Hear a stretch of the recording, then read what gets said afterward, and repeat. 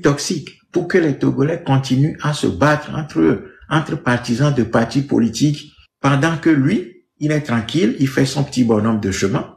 Eh bien, nous nous déchirons, nous nous battons entre nous pour rien.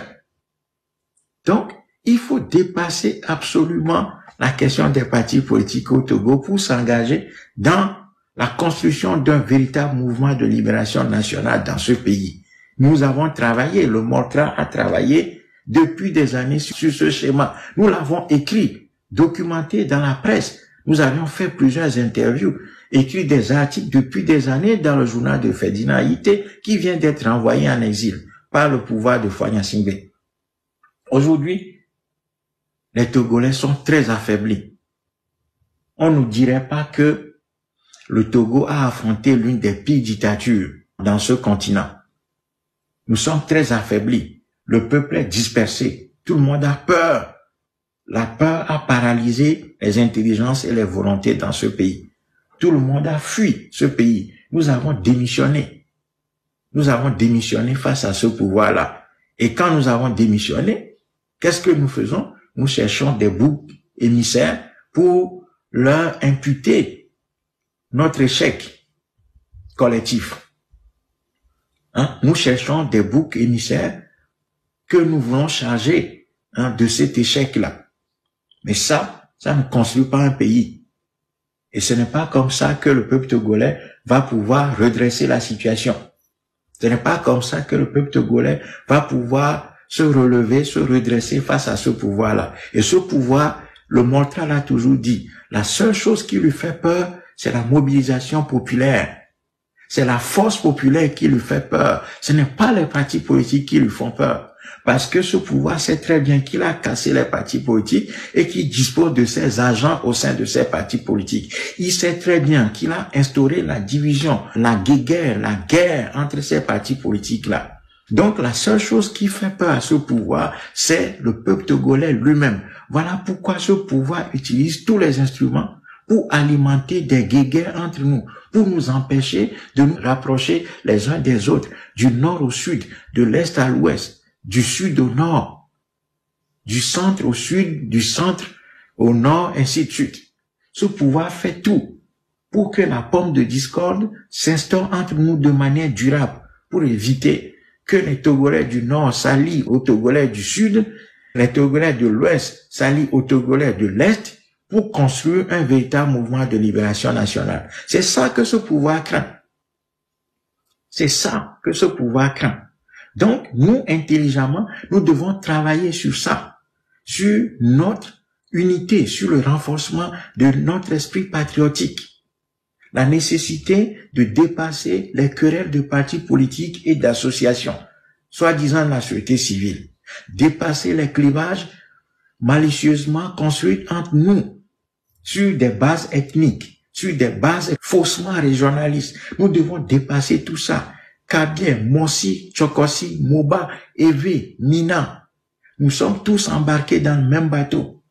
Bassa, Akboso, Agni, Konkomba. Nous sommes engagés, tous, nous sommes embarqués, tous dans le même bateau. Nous sommes dominés par une petite minorité criminelle que la France a placée à la tête du Togo depuis 1963. Si vous allez au nord du pays, la situation humanitaire est encore plus catastrophique.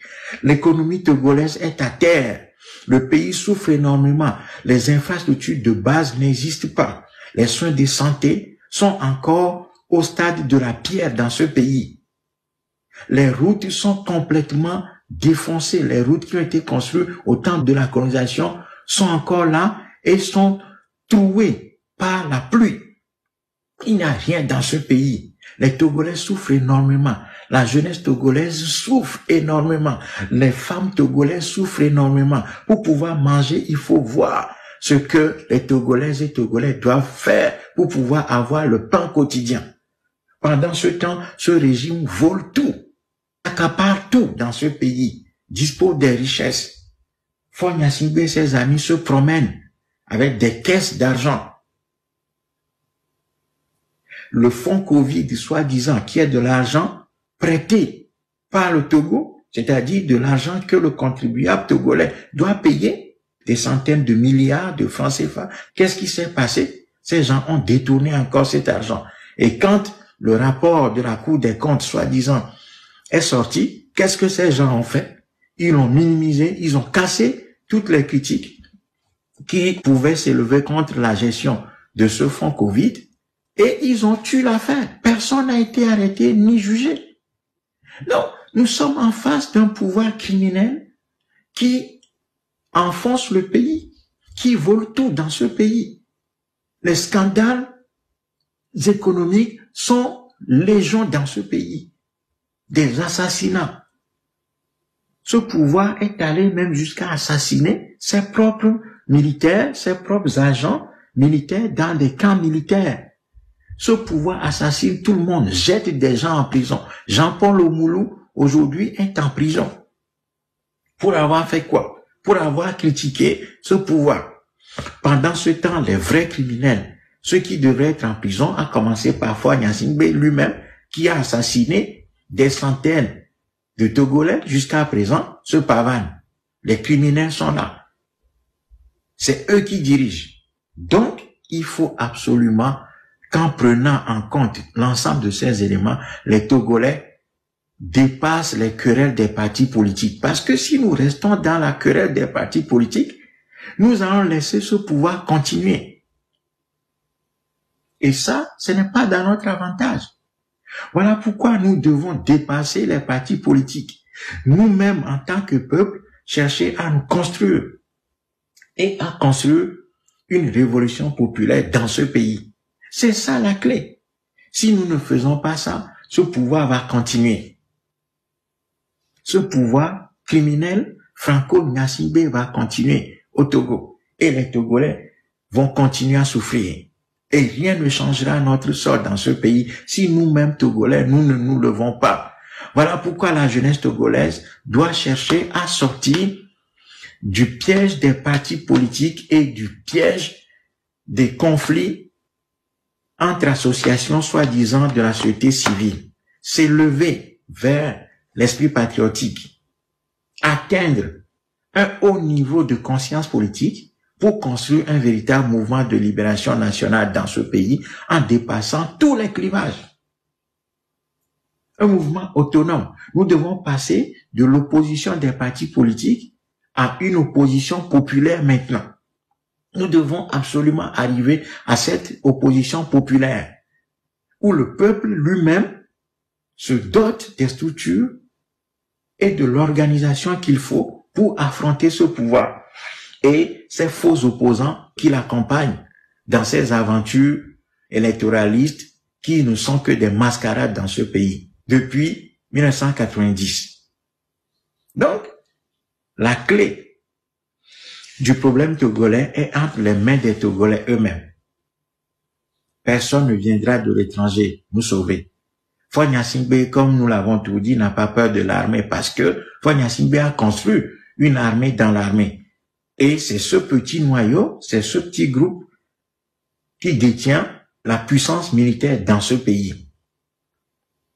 Le reste de l'armée togolaise, c'est des civils en réalité. Ils sont habillés en treillis militaires, etc. Mais ils n'ont aucun pouvoir. Il y a une armée, une petite armée, un petit groupe de criminels, de mafieux qui est dans cette armée, qui dispose du réel pouvoir militaire dans ce pays. Et ce groupe-là, ce noyau est extrêmement fidèle à ce régime. Il faut le savoir. Donc, si les Togolais pensent qu'un jour, il y aura un soulèvement militaire dans ce pays, ils se trompent. Parce que Faure Gnassingbé et le système france-africain ont désarmé l'armée togolaise et ont créé en son sein un petit noyau de criminels qu'ils ont surarmés, qui contrôlent tout, qui terrorisent toute l'armée togolaise. Donc, Faure Gnassingbé n'a pas peur de cette armée. Faure Gnassingbé n'a pas peur de son opposition politique.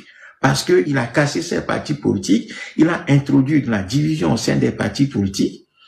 Et les partis politiques eux-mêmes sont décrédibilisés aujourd'hui par le manque de résultats et aussi parce que ces gens se sont compromis avec le pouvoir RPT. Donc, cette opposition politique est aussi discréditée aujourd'hui dans le pays. Quand la situation est comme ça, Il faut absolument dépasser tous les partis politiques et les associations pour aller dans le sens de la construction d'un véritable mouvement populaire. Nous devons passer de l'opposition des partis politiques et des associations dites de la société civile à une opposition populaire aujourd'hui. Et ça, c'est qu'il faut qu'il y ait des patriotes qui soient capables de parler au peuple, le sortir des guéguerres dans lesquelles ce peuple est enfermé, pour aller de manière indépendante, de manière autonome, à une organisation qui dépasse l'ensemble des structures politico-associatives qui existent dans ce pays. C'est seulement ça qui va nous sauver au Togo. Sinon, aucun parti politique ne va le faire.